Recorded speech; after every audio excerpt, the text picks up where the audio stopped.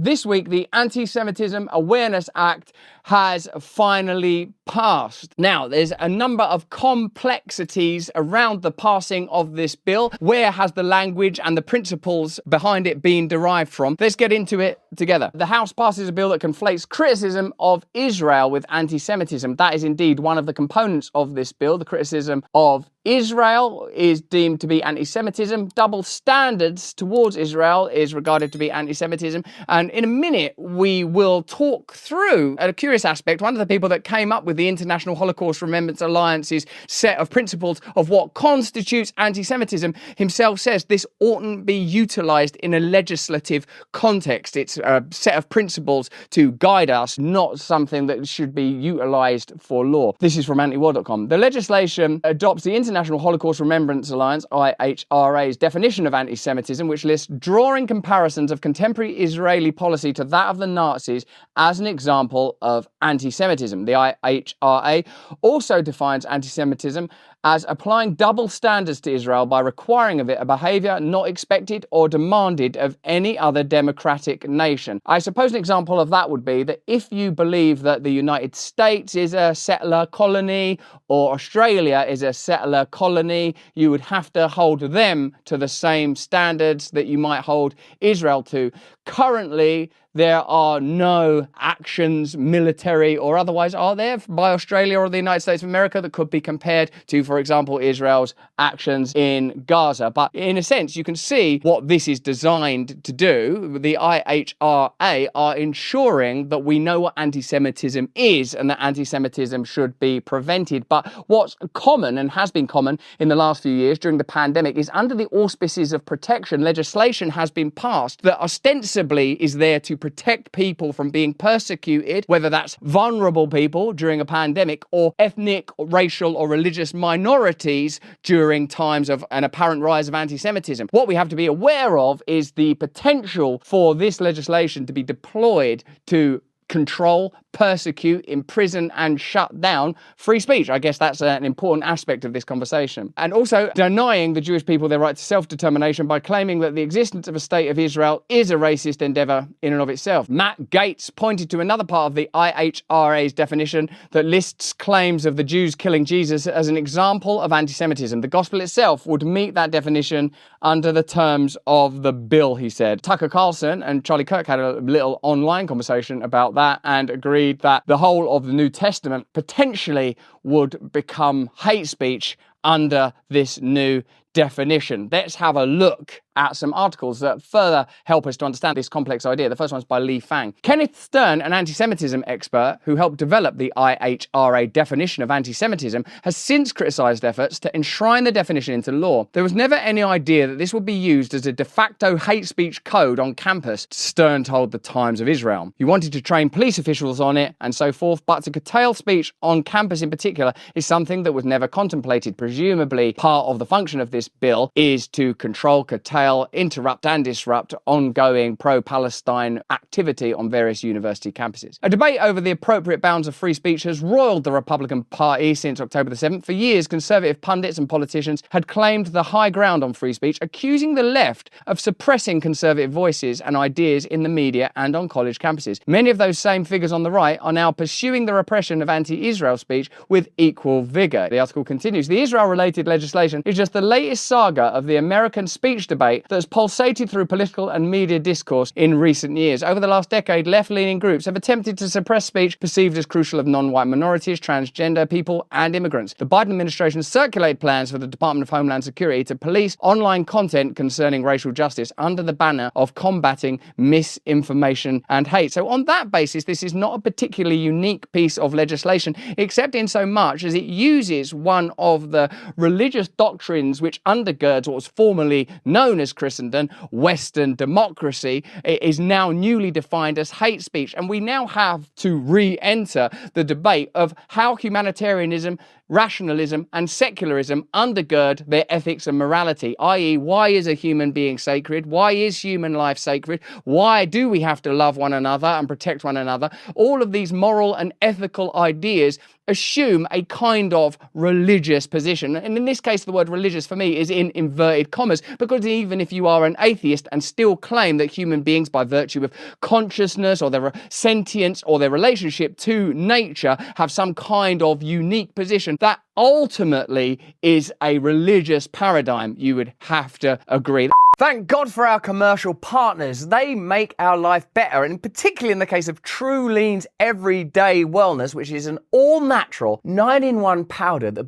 boosts immune health, reduces inflammation, promotes gut health, including vitamin C, vitamin D, vitamin B12, zinc, turmeric, and echinacea, is a potion of pure wonder. Everyday Wellness, backed by science, inspired by Mother Nature herself. All you got to do is stir these sachets into water and enjoy. Unless you've got one of these glorious big bags. Look, this is like the parent. There it's sort of like cells that are within it. There it's infants, it's tadpoles, as it were. Control your health without prescription. Take that, Big Pharma. I'm feeling better already, and I can just feel Pfizer's stock price plummeting. Spicy citrus tastes like sipping on sunshine. Let me have a sip of that sunshine.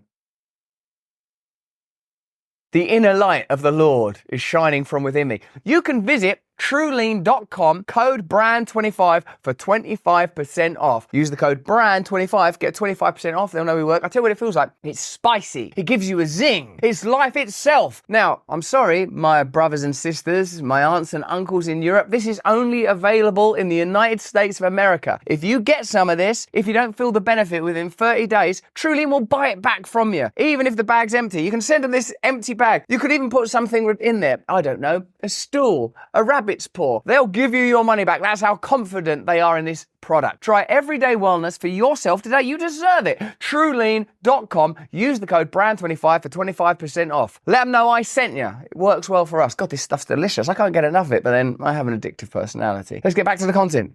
Let's have a look at the next piece that we have. This is by a theologian. Curiously, Michael Schellenberger made some great points about this. He queries how the legislation will ultimately be deployed and utilized, and whether it will have utility beyond its current application. He says here, our government is using allegations of anti-Semitism as a basis for political censorship. The Department of Homeland Security, which played a large role in creating the censorship complex behind suppression of dissent around COVID-19 and the 2020 election, is exploiting pro-Hamas incidents at universities to expand its influence over academic curricula in the name of fighting disinformation. It's not hard to see how DHS limitations on academic freedom may be weaponized against other political positions in the future. Do you find it helpful to try to remove what the argument is, what the subject is, what the issue is? It doesn't matter whether people are talking about vaccines, it doesn't matter which cultural, religious group people are talking about. Then you can identify whether or not you have a principle. For example, if you believe in free speech, that free speech is only relevant, as this headline suggests, if you defend it for people you hate. The words of this theologian are also very useful in helping us to understand who might ultimately benefit from legislation that further undermines the idea of living life from a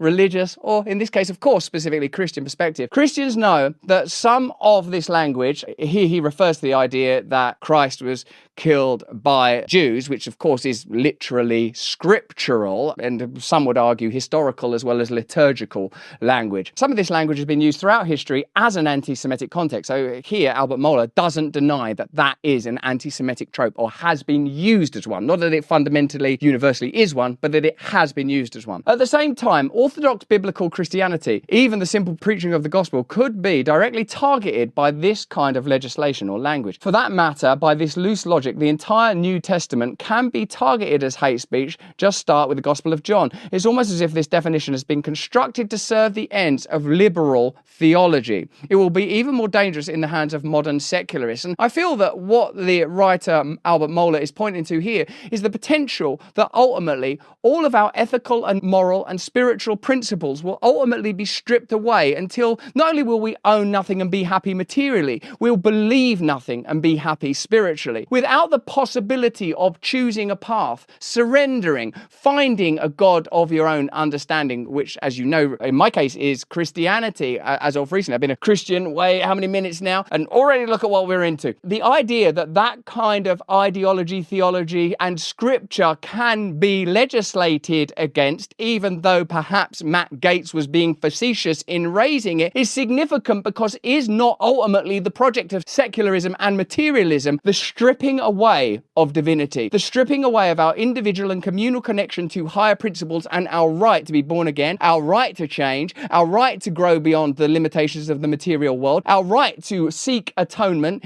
in another figure, potentially a religious figure. The idea that this language can be legislated against is a dangerous precedent. Even, as Albert Mohler points out, conservative activist Ben Shapiro has come out against the bill, noting massive problems with the definition of anti-Semitism. His concerns are both accurate and honest and powerful, coming from a prominent Jewish voice. He concludes, Yoram Hazony, one of the most important Jewish intellectuals of our time, posted on X, anything that relies on the confused IHRA definition of anti-Semitism is a problem. I especially appreciate one of his posts from 2022, says the writer, when he stated Orthodox religious traditions, Christian and Jewish, are the only things that will survive the blast furnace of ongoing cultural revolution. Make sure you're on the right side of this struggle. The writer says he truly understands what's at stake. Our ability to find, define, determine, interact with, and live by meaning is what is potentially under threat, as well as further empowerment of the censorship industrial complex.